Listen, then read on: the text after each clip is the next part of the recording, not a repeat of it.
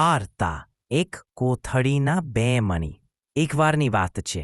એક ગામમાં હરીશભાઈ નામના એક ખેડૂત રહેતા હતા. ખૂબ સારા માણસ, દયાળુ, સચોટ અને દરેકની મદદ કરવા તૈયાર રહેતા. પણ લોકો તેમનો લાભ લેતા ને એમના ભલપણેને કમજોરી સમજી બેસતા. એક દિવસ હરીશભાઈને ખેતરમાં એક જૂની કોથળી મળી. ખુલીને જોઈ તો અંદર બે સુંદર મણી હતા, ચમકદાર, કિંમતી. તેમણે વિચાર્યું કે આ કોઈની ખોવાઈ ગયેલી છે. હું ગામમાં જાણીતા લોકો પાસે જઈને પૂછું છું. તેમણે ગામભરમાં પૂછપરછ શરૂ કરી, પણ કોઈ પોતાનું કહે નહીં. ઘણા લોભી લોકો દાવો કરવા લાગ્યા. પેટે કહી દેવાયું કે હા, આ તો મારો છે. હરીશભાઈ બધાને કહેતા, તમે સાબિતી આપો, પછી હું મણી પરત કરી દઈશ.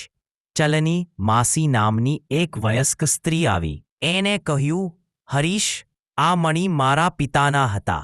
એ વર્ષો પહેલા ગુમ થયા હતા.